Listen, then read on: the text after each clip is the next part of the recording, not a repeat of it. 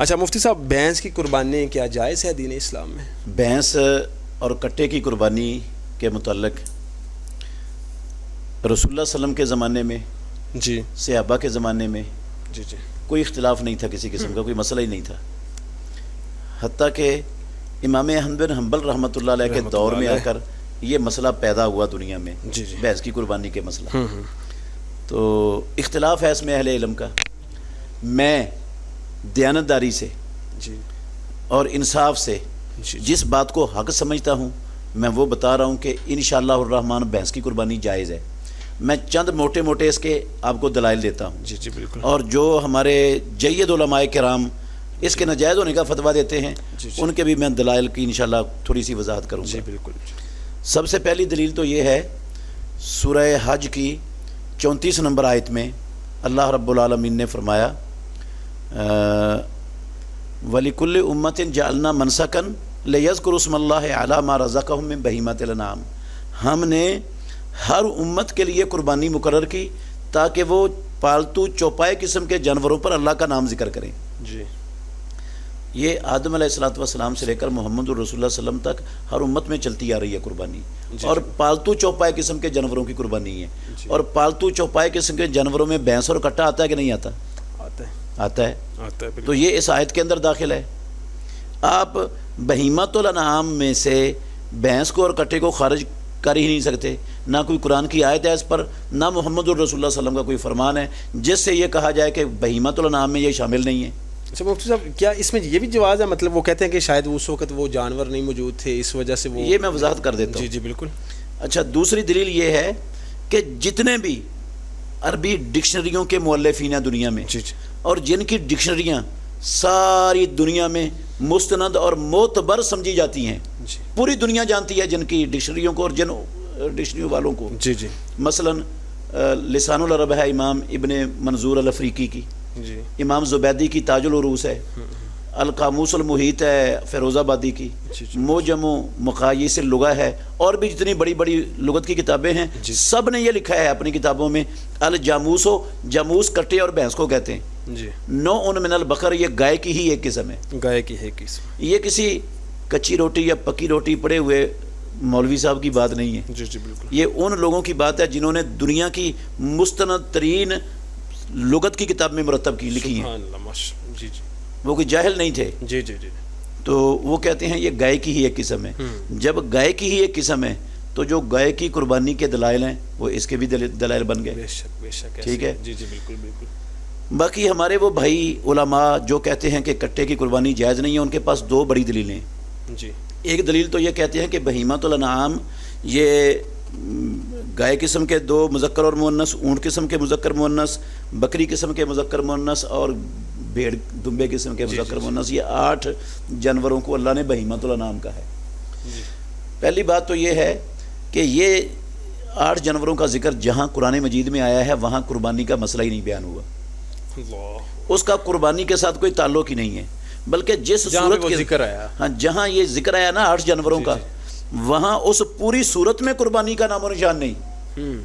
یہ جو 8 جانوروں کا ذکر آیا ہے یہ مشرکین مکہ کی بعض عادات کا اللہ نے رد کیا ہے جو انہوں نے اپنی طرف سے بنائی ہوئی تھی۔ جی جی اللہ کی حلال کردہ چیزوں کو انہوں نے اپنے اوپر حرام کیا ہوا تھا، جی جی اور حرام کردہ چیزوں کو وہ حلال کر کے بیٹھے ہوئے تھے، تو اللہ نے ان کا رد کرنے کے لیے یہ آیتیں نازل فرمائی ہیں۔ اس میں یہ ذکر، اس میں قربانی کا مسئلہ ذکر ہی نہیں ہے بالکل۔ اچھا، اگر چند منٹ کے لیے مان لو بے فرض محال کہ قربانی کا ہی مسئلہ ہے نہیں ہے، قربانی کا مسئلہ، قربانی کا مسئلہ سورہ حج میں بیان ہوا ہے، اگر چند منٹ کے لیے مان بھی لینا تو پھر اس میں حصر نہیں ہے کوئی جی کہ بہیمۃ الانعام صرف یہ جانور ہیں، کوئی حصر والا کلمہ نہیں ہے قرآن مجید کے اندر کہ صرف بہیمۃ الانعام یہ 8 جانور ہیں اور ان کے علاوہ کوئی بہیمۃ الانعام ہے ہی نہیں ہے۔ اس لیے یہ دلیل تو اس کا تعلق ہی نہیں قربانی سے، اور اس میں بہیمۃ الانعام کو ان 8 جانوروں میں محصور بھی نہیں کیا گیا، کیونکہ اس وہاں لیے یہ تو دلیل قربانی کا نہیں ذکر بھی نہیں نا۔ ہاں جی جی جی بالکل۔ اور دوسرا جو ہے نا بڑی دلیل ان کی یہ ہے کہ رسول اللہ صلی اللہ علیہ وسلم نے اور صحابہ نے کٹے کی اور بھینس کی قربانی نہیں کی، جس طرح آپ نے ابھی سوال کیا تھا، تو یہ بات ٹھیک ہے کہ رسول اللہ صلی اللہ علیہ وسلم نے کٹے کی قربانی نہیں کی اور بھینس کی قربانی نہیں کی۔ ہم یہ ان علماء سے مؤدبانہ پوچھتے ہیں، کیا رسول اللہ صلی اللہ علیہ وسلم نے کٹے کا گوشت زندگی میں کھایا ہے؟ کیا رسول اللہ صلی اللہ علیہ وسلم نے بھینس کا دودھ دنیا میں کبھی زندگی میں پیا ہے؟ نہیں. اگر کٹے کا گوشت نہیں کھایا تو ہمارے یہ سب لوگ کیوں جواز کا فتویٰ دیتے ہیں, کیوں کھاتے ہیں؟ بھینس کا دودھ کیوں پیتے ہیں؟ نبی صلی اللہ علیہ وسلم نے نہیں پیا. آپ صلی اللہ علیہ وسلم نے نہیں پیا. اچھا, اگر نبی صلی اللہ علیہ وسلم کے قربانی نہ کرنے سے قربانی ناجائز ہو گئی کٹے کی, جی جی, تو نبی صلی اللہ علیہ وسلم کے کٹے کا گوشت نہ کھانے سے گوشت حلال کیسے ہو گیا؟ بالکل. وہ بھینس کا دودھ نہ پینے کے باوجود دودھ کیسے حلال ہو گیا بھینس کا؟ وہ تو پی رہے ہیں رات دن صبح شام, وہ سارا کچھ ہو رہا ہے. جی. اچھا, پھر یہ جو ہمارے بھائی ہیں علماء کرام جی, جو کہتے ہیں کہ نبی صلی اللہ علیہ وسلم نے کٹے کی قربانی نہیں کی, ٹھیک ہے, ہم کہتے ہیں نہیں کی, لیکن کیوں نہیں کی؟ اور یہ بھی سوال پیدا ہوتا ہے, آپ نے بھینس کا دودھ کیوں نہیں پیا؟ جی جی, کٹے کا گوشت کیوں نہیں کھایا؟ اس لیے یہ سارا کچھ نہیں ہوا کہ یہ کٹا اور بھینس عرب علاقے کا جانور ہے ہی نہیں. نہ نبی صلی اللہ علیہ وسلم کے زمانے میں یہ عرب علاقے میں پایا جاتا تھا, نہ آج ہے, عرب علاقوں میں آئی نہیں. جی جی جی, کہ تب وہ نہیں ہوتا تھا تو تب کیا ابھی بھی نہیں, ابھی بھی نہیں. کہاں سے وہ کھاتے اور کہاں سے پیتے اور کہاں سے وہ قربانی کرتے؟ بلکہ میں جب پڑھتا تھا نا مدینہ یونیورسٹی میں, تو میرے ساتھ ایک کویت کا بھائی تھا, خالد الصفار اس کا نام تھا. ماشاءاللہ شادی شدہ تھا, کافی بڑی عمر کا تھا, پڑھنے کے لیے آیا ہوا تھا مدینہ یونیورسٹی میں. 2 بچے بھی تھے اس کے, تو کلاس فیلو تھا, میرا دوستی تھی. ایک دن ہم بیٹھے نا باتیں کر رہے تھے, تو بھینس کا ذکر آ گیا. کہنے لگا میں نے بھینس آج تک دیکھی نہیں. اچھا اچھا, مجھے بڑا تعجب ہوا کہ 2 بچے ہیں اس کے, شادی شدہ ہے, اتنی بڑی عمر ہے, اور بھینس ہی نہیں دیکھی. تو میں نے کہا آپ مذاق کر رہے ہو؟ کہتا اللہ کی قسم نہیں دیکھی. اس نے پکا کر دیا, مطلب ظاہری بات ہے اس نے دیکھی ہوتی تو وہ کہتا نا. تو میں نے کہا کیوں نہیں دیکھی آپ نے؟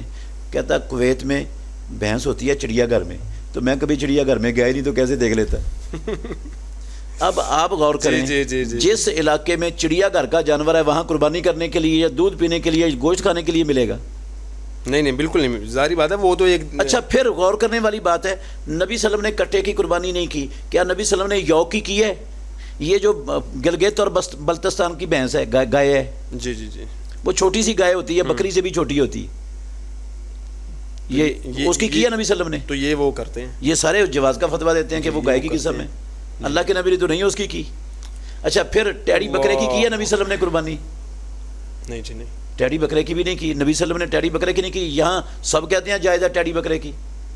حق تو یہ تھا نا کہ اگر وہ نبی صلی اللہ علیہ وسلم کے نہ کرنے کی وجہ سے اس کے ناجائز ہونے کی دلیل بناتے ہیں, تو پھر دودھ اور گوشت کے بھی ناجائز ہونے کی دلیل بنائیں, اور پھر ان تمام جانوروں کے ناجائز ہونے کی دلیل بنائیں جن کی قربانی نبی صلی اللہ علیہ وسلم کے زمانے میں نہیں ہوئی, نہیں کی نبی صلی اللہ علیہ وسلم نے. ہاں جی.